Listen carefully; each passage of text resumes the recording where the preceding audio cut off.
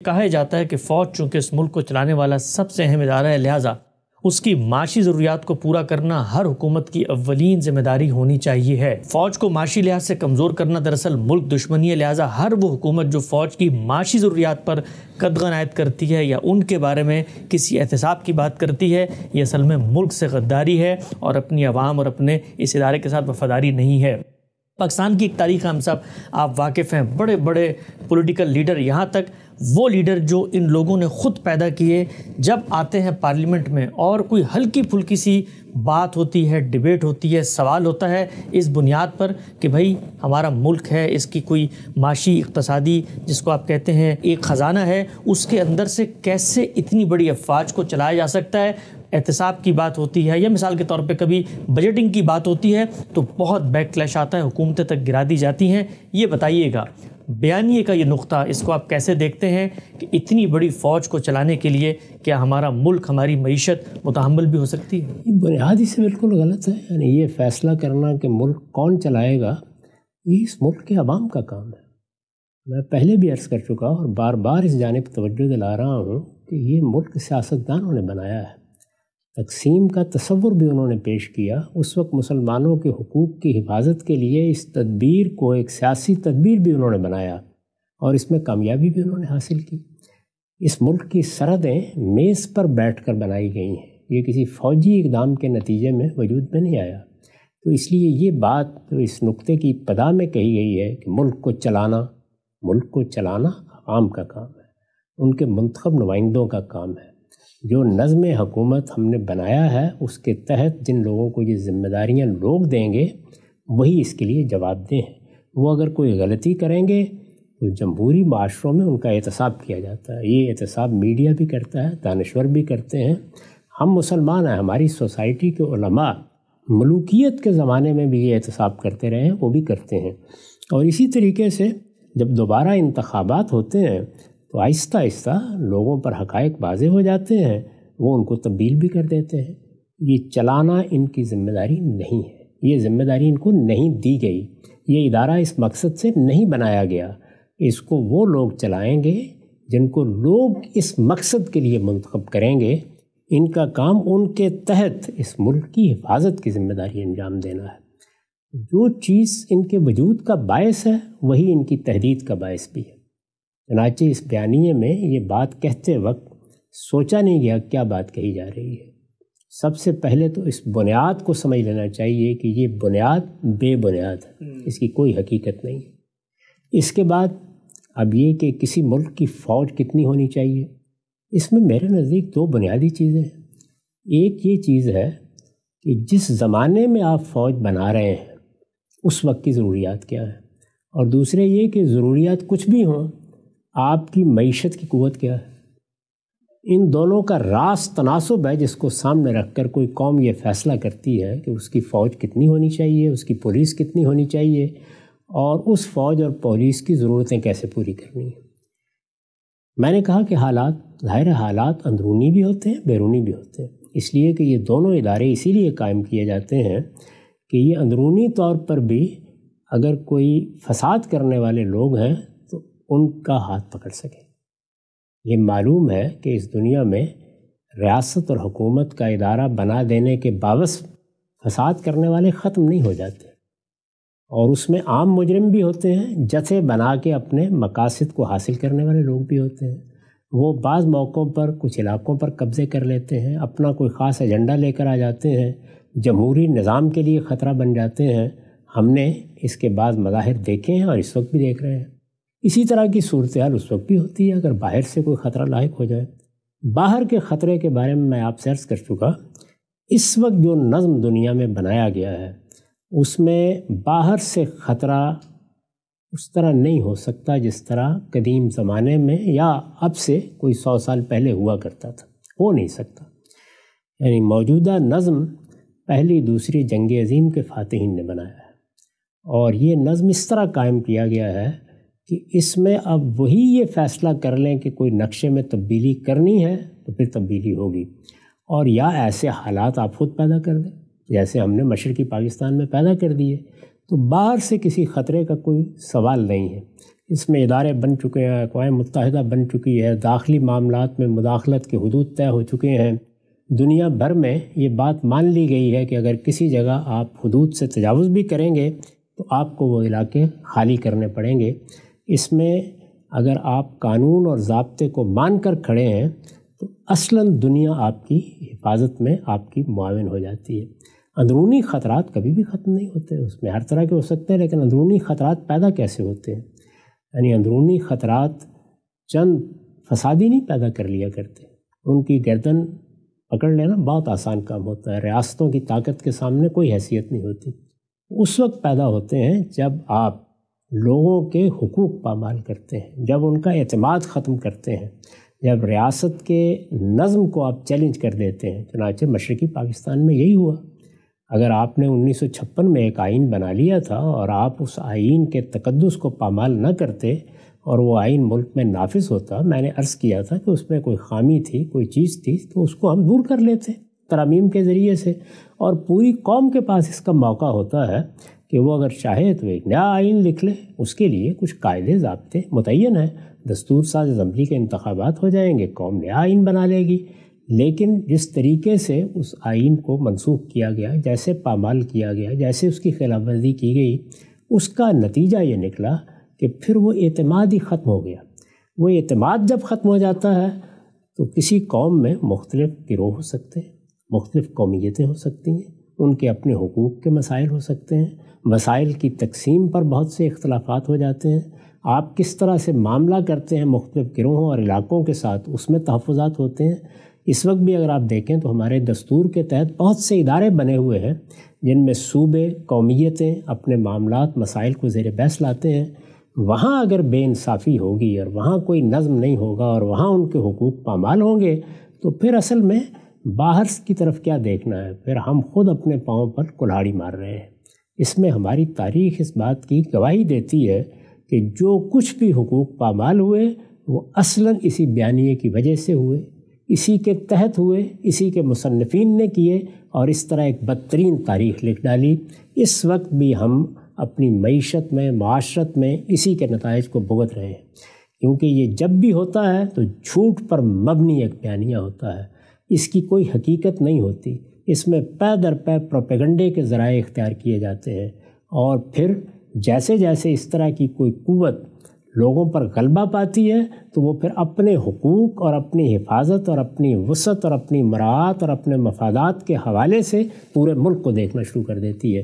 تو یہ فیصلہ کرنا ہماری قیادت کا کام ہے۔ سیاسی قیادت کو آپ بغیر کسی دباؤ کے کام کرنے کا موقع دیں، آپ خود دیکھیں گے کہ وہ اس توازن کو قائم کر دے گی کہ ہمارے ہاں معیشت کے لحاظ سے، حالات کے لحاظ سے، خطرات کے لحاظ سے کیا راست نسبت تناسب ہونا چاہیے جس کے تحت ہم اپنی فوج کو منظم کریں گے۔ وہ جتنی ہوگی اتنی ہی ہونی چاہیے، اور اس کی ضروریات کو پورا کرنا اصل میں اپنے وجود کی ضمانت ہوتی ہے، اس میں کوئی بھی کوتاہی نہیں کرے گا۔ لیکن اگر وہ ادارہ بیٹھ کے یہ طے کرنا شروع کر دے گا کہ فوج کی ضرورت کیا ہے اور ملک کی ضرورت کیا ہے، اور فوج کی ضرورت اصل میں ملک کی ضرورت بن گئی ہے، اور ملک کی ضرورت کو فوج کی ضرورت کے بغیر دیکھا ہی نہیں جا سکتا، تو یہ ساری ترتیب کو الٹ دینے کے مترادف ہے۔ اسی کے نتائج ہم اپنی معیشت میں اس وقت بھگت رہے ہیں۔ ایسا بڑا ہی اہم نقطہ آپ نے بیان کیا۔ اچھا، ایک اور ضمنی پہلو اطلاق میں جاننا چاہتا ہوں، چونکہ بھارت کے ساتھ مخاصمت کی پوری فضا موجود ہے، تو ہمارے ہاں اس پوری بحث کو ان کے ساتھ تقابل میں دیکھا جاتا ہے کہ اگر کوئی سیاستدان، کوئی سیاسی حکومت، کوئی الیکٹڈ لوگ یہ سوال بھی اٹھاتے ہیں تو اس کے جواب میں کہا جاتا ہے کہ جو ہمارا دشمن ہے اس کو تو آپ دیکھیں کہ وہ روز جو ہے پرتھوی بھی بنا رہا ہے اور اس طرح کے میزائل بنا رہا ہے، ہمیں بھی اصل میں اس کا مقابلہ کرنا ہے، لہٰذا آپ اگر ہمارے اس بجٹ کے اندر کوئی کمی کرنا چاہتے ہیں یا ہماری تعداد کو کم کرنا چاہتے ہیں تو در حقیقت پھر اس کا مطلب ہے کہ آپ دشمن کو سپورٹ کریں، کیونکہ وہ تو ہم پہ غالب آ جائے گا۔ تو بھارت کے ساتھ مقابلے کی نفسیات ہوتی ہے۔ بھارت میں بھی اتنی بڑی فوج ہے، یہ بھی ہمیں طے کرنا ہے، یعنی یہ اس ملک کے عوام کو طے کرنا ہے، ان کے نمائندوں کو طے کرنا ہے کہ کس سے ہماری دشمنی ہے، کس سے ہماری دوستی ہے۔ یہ دشمنی، دوستی، کیا نوعیت ہے اس کی، کیا پس منظر ہے، اس میں کس کی طرف سے زیادتی ہوئی، یہ سب ہم پیچھے بیان کر چکے ہیں، اس کو دہرانے کی ضرورت نہیں ہے۔ یہ ساری جتنی چیزیں ہیں یہ اصلاً کوئی بنیاد نہیں رکھتی، چنانچہ یہ اس ملک کی سیاسی قیادت دیکھ لے گی۔ اگر فی الواقع کوئی دشمن ہوگا تو اس کا مقابلہ کیسے کرنا ہے یہ بھی ہم طے کر لیں گے۔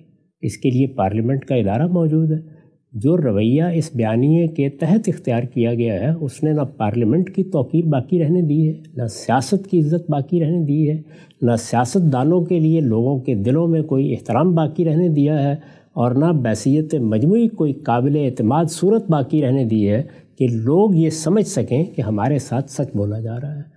جھوٹ پر مبنی ایک بیانیہ، جھوٹ پر مبنی ایک تدبیر، جھوٹ پر مبنی حکمت عملی، اس نے حقیقت یہ ہے کہ پوری قوم کو مریض بنا کے رکھ دیا ہے۔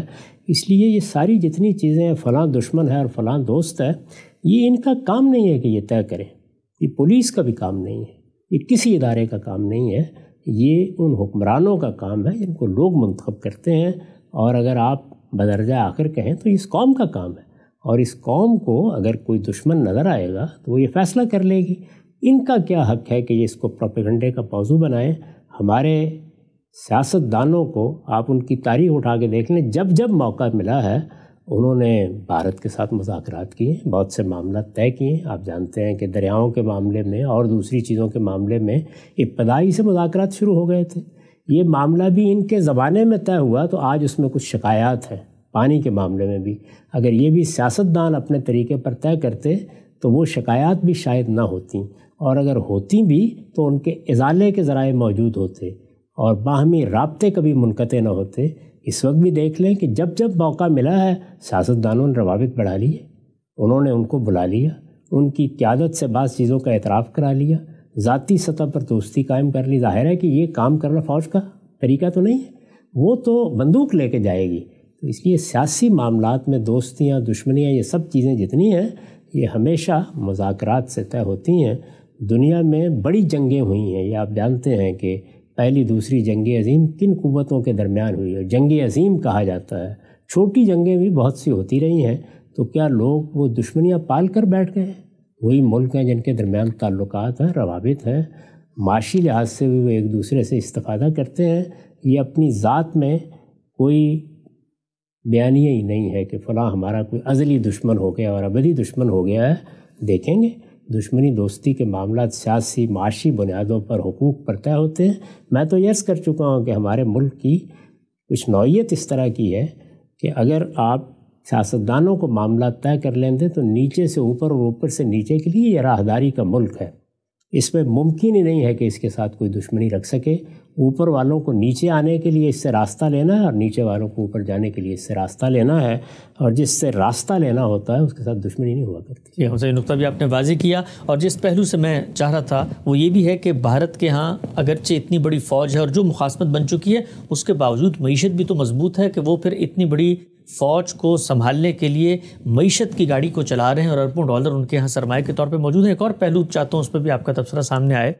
جس وقت ہم مسلمان کی حیثیت سے دیکھتے ہیں، پوری فضا بنائی جاتی ہے کہ مطلب مومن ہے تو بے تیغ بھی لڑتا ہے صفائی، کافر ہے تو شمشیر پہ کرتا ہے بھروسہ، ہم اپنی سرزمین، اپنی ملت کے دفاع کے لیے گھاس کھا لیں گے، لیکن اپنے دفاع کے لیے اسلحے کو بالکل جس کو آپ کہتے ہیں ریڈی رکھیں گے اور لڑنے مرنے کے لیے تیار رہتے ہیں۔ ہم نے دیکھا اب یہ بحثیں شروع ہوئی ہیں ہمارے عوامی سطح پر، جب آپ دفاع پہ خرچ کرتے ہیں تو ظاہری بات ہے اس میں لوگ ہیں وہ بھی اس سے بینیفٹ حاصل کرتے ہیں۔ پورے ملک کے اندر ایک طبقاتی کشمکش اور ایک موازنے کی صورتحال بھی میں نظر آتی ہے کہ اقتصادیات کا جو بجٹ ہے، ترقی کا جو بجٹ ہے، وہ پورا کا پورا 22 کروڑ عوام کے لیے ایک مدت رکھتا ہے، اور یہاں پر 10 لاکھ لوگ ہیں، ان کی فلاح بہبود یا ان کے دفاعی اخراجات کے لیے اتنا ہی مساوی بجٹ ہوتا ہے۔ تو عوامی سطح پر بھی ملک کو آپ کو لگتا ہے کہ جب عوام یہ چیز محسوس کرتے ہیں تو اس سے بھی یکجہتی اور احترام کا جذبہ پیدا نہیں رہتا؟ ظاہر بات ہے، جب آپ قاعدے سے کوئی کام نہیں کریں گے، جب وسائل کی منصفانہ تقسیم نہیں ہوگی، جب وہ قانون کے مطابق تقسیم نہیں کیا جائے گا تو ہر جگہ رد عمل کی نفسیات پیدا ہوگی۔ یہ جو کچھ آپ نے فرمایا ہے اس کی نفی بھی کوئی شخص کر دے کہ نہیں ایک توازن برقرار رکھا جاتا ہے، اس کے باوجود لوگوں کے اندر اس طرح کے خیالات پیدا ہو سکتے ہیں، وہ ایسی باتیں کر سکتے ہیں۔ اس کا علاج بھی یہی ہے کہ کسی سطح پر بھی یہ خیال نہ پیدا ہونے دیا جائے کہ فیصلہ کون کرتا ہے۔ جب ہمارے سیاستدان، جب لوگوں کے منتخب حکمران فیصلہ کریں گے تو اس میں خود بخود توازن پیدا ہو جائے گا، اور کوئی بھی ایسا احمق نہیں ہوتا کہ کوئی فیصلہ کر دے اور اس کے نتائج برے نکل آئیں، اس کے نتیجے میں ملک کی سالمیت خطرے میں پڑ جائے۔ تو جو چیزیں ملک سے متعلق ہیں، قوم سے متعلق ہیں، ان کا سب خیال رکھتے ہیں۔ تاہم جو بیانیہ بنایا گیا ہے وہ چونکہ نہ کوئی حقیقت رکھتا ہے، نہ اس کا موجودہ حالات میں کوئی تعلق ہے، وہ ایک اختراع ہے، ایک بدعت ہے جو وجود پذیر کر لی گئی ہے، تو اس لیے اس کے تحت یہ تقریر کر دی جاتی ہے ہر چیز میں توازن پیدا ہو جائے گا، اور دنیا کی ساری قومیں کرتی ہیں۔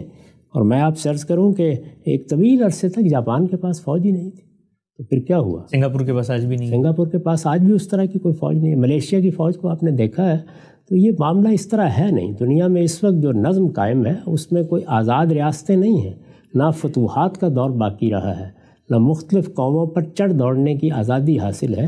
ایک نظم عالمی سطح پر قائم ہے اقوام متحدہ کی صورت میں، اور اس میں 5 بڑی طاقتیں جو اصل میں پہلی دوسری جنگ عظیم کے فاتحین ہیں، انہوں نے اپنا اقتدار قائم کر رکھا ہوا ہے۔ وہ اقتدار جس طرح چند قوتوں کا اقتدار ہے، اور اس لحاظ سے مجھے یا آپ کو برا بھی لگ سکتا ہے، دوسرے پہلو سے وہ دنیا بھر میں حفاظت کی ضمانت بھی فراہم کرتا ہے۔